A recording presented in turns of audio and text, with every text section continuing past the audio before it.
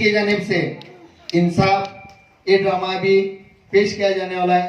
तो इन बच्चों के लिए सबसे पहले जोरदार तालियां बजाएं।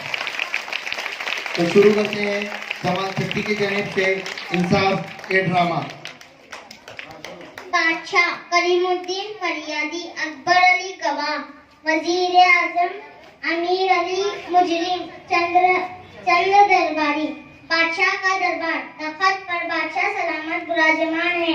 उनके नजदीक वजीर आजम और दोनों अतराफ दरबारी हाथ बांधे खड़े हैं। दरवाजों पर पहरेदार नीचे संभाले हुए मुस्तादी से पहरा दे रहे हैं। अचानक धम की आवाज सुनाई देती है। बादशाह चौंक कर, ये नक्कारे पर चोट क्यों लग रही है? वजीर आजम, आलम पना, शायद कोई फरियादी आया है। हाजिर किया जाए, अब इसी वक्त दरबार आम में उसकी शिकायत सुनेंगे। वजीर आजम, जो हुक्म आलम पना, पहरेदार से फरियादी को हाजिर किया जाए। पहरेदार फरियादी समेत अंदर दाखिल होता है। फरियादी झुककर आदाब बजा लाता है। बादशाह, फरियादी तुम अपनी परेशानी बयान करो, तुम्हारे साथ पूरा इंसाफ किया जाएगा। वजीर करीमुद्दीन, हुजूर, मैं एक गरीब आदमी हूँ। पाई जोड़कर मैंने एक भैंस खरीदी थी। मेरे पड़ोस में एक अमीर आदमी रहता है। इसके पास तो कई भैंसें हैं। कल इसने मेरी भैंस चुरा ली और मेरे घर में मरियत सी भैंस बांध दी। बादशाह, क्या तुमने उससे शिकायत की थी? करीमुद्दीन, जी नहीं हुजूर, जब मैंने अपनी भैंस वापस मांगी तो इसने इनकार करते हुए कहा कि ये भैंस तो मेरी है। हुजूर, मैं एक गरीब आदमी हूँ। दूध बेचकर बड़ी मुश्किल से घर का खर्च चलाता हूँ। कई मर्तबा इसकी मन्नत समाजत कर चुका हूँ, लेकिन इसने मेरी एक ना सुनी। मजबूर होकर मैंने कोतवाल कचहरी में दावा किया, मगर कोई सुनवाई न हुई। चार वनाचार यहाँ आना पड़ा। खुदा के लिए मेरी भैंस दिलवा दीजिए, नहीं तो मैं भूखा मर जाऊंगा। बादशाह कहता है, कब ना करो फरियादी, अगर वो भैंस तुम्हारी हुई तो जरूर मिलेगी। कहाँ है वो आदमी? हुजूर, वो भी मेरे साथ आया है। इसके साथ एक झूठा गवाही है। बादशाह कहता है, फौरन दोनों को हाजिर किया जाए। पहरेदार दोबारा बाहर जाता है। उसके साथ दो आदमी अंदर दाखिल होते हैं। बादशाह सलामत को सलाम करने के बाद हाथ बांधकर खड़े हो जाते हैं। बादशाह, तुम्हारा नाम? अमीर अली। हुजूर, मेरा नाम अमीर अली है। बादशाह कहता है, और तुम्हारा? इस चीज को अकबर अली कहते हैं। फरियादी, हमने तुम्हारा नाम नहीं पूछा। करीमुद्दीन कहता है, बंदे को करीमुद्दीन कहते हैं। आलीजा। बादशाह कहता है, हाँ तो अमीर अली, करीमुद्दीन ने अपनी भैंस के चोरी का इल्जाम तुम पर लगाया है, तो तुम इसके बारे में क्या कहना चाहते हो? अमीर अली कहता है, आलम पना, मुझे ऐसा अफसोस है कि इसने मुझ पर ऐसा इल्जाम आयद किया। मेरे पड़ोसी जानते हैं कि मैं कभी झूठ नहीं बोलता। मुझे चोरी करने की क्या जरूरत? अल्लाह का दिया मेरे पास सब कुछ मौजूद है। इससे तो बेहतर था कि करीमुद्दीन वो बस मुझसे मांग लेता, मैं कभी इनकार नहीं करता। हुजूर, मेरे मोहल्ले का हर शख्स जानता है कि मेरे पास भी ऐसी एक भैंस है कि दूध देने में कोई मिसाल नहीं देती। करीमुद्दीन कहता है, हुजूर, ये झूठ है सरासर।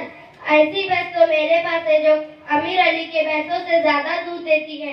ये मुझसे ऐसा छीनना चाहता था कि आखिर मेरी भैंस चुरा कर अपने थान पर बांध दी।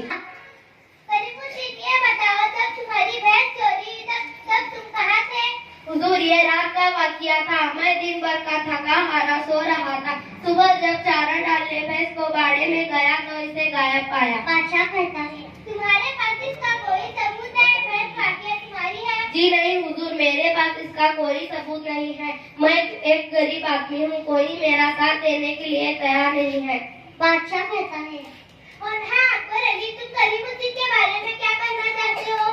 अकबर अली कहता है, हुजूर औला, मैं अच्छी तरह जानता हूँ कि इनके आंगन में बंधी हुई भैंस इनकी ही है। ये कैसे हो सकता है कि एक अमीर आदमी की भैंस कम दूध दे और एक गरीब आदमी जिसके पास चारे के लिए पैसे भी ना हो मनगढ़ंत कहानियाँ बनाकर दूसरों का हक छीनना करीमुद्दीन की पुरानी आदत। बादशाह कहता है, तुम्हें कैसे मालूम कि करीमुद्दीन मनगढ़ंत कहानियाँ बनाकर दूसरों का हक छीन लेता है?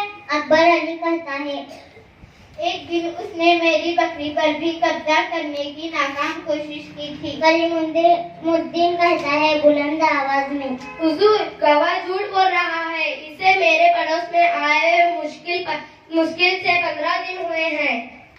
अकबर अली कहता है, हुजूर, मैं झूठ नहीं बोल रहा, ये बोल रहा है मैं यहाँ 15 साल से रहने लगा हूँ। कलीमुद्दीन कहता है, ये झूठ है, सरासर ज्यादती और जुल्म है। बादशाह कुछ सोचते हुए, मामला काफी पेचीदा है, इसका हल ढूंढने के लिए हमें कुछ वक्त दरकार है। वजीर आजम, आपकी इस मुकदमे में आपकी क्या राय है? वजीर आजम कहता है, हुजूर, दोनों फरीकों की बातें सुनकर मुझे कलीमुद्दीन पर शुबा हो रहा है। बादशाह है, जैसा कि कलीमुद्दीन ने कहा, इसका साथ देने के लिए कोई तैयार नहीं। मेरी शुबा की बुनियाद यही थी, इससे पूछा जाए क्या ऐसा क्यों? कलीमुद्दीन कहता है, हुजूर, मैं एक गरीब आदमी हूँ। कोई मेरा साथ देने के लिए तैयार नहीं है। गांव के अक्सर लोग अमीर अली के कर्जदार भी हैं। वो अमीर आदमी है। सब लोग इसके साथ गवाही देने से कतराते हैं। बादशाह कहता है, अच्छा कलीमुद्दीन, तुम थोड़ी देर के लिए बाहर जाओ। जो हुकुम सरकार। कलीमुद्दीन दरवाजे से बाहर निकल जाता है। बादशाह कहता है, अमीर अली, तुम कहते हो वो भैंस तुमने साल भर पहले खरीदी है, तो बताओ कितने में खरीदी? अमीर अली कहता है, 10,000 रुपए आलमपना। बादशाह कहता है, तुम दोनों के यहाँ आने से पहले कलीमुद्दीन ने बताया था कि भैंस के टांग पर कोई जख्म का निशान है।